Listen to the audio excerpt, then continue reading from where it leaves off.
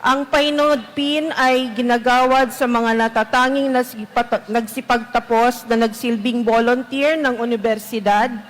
Sila ay mga namumukod tanging mag-aaral na nagbigay ng oras, kakayanan, talino at pagmamalasakit upang tugunan ang tawag ng oblation na paglingkuran ang mga maralitang komunidad at sektor ng lipunan.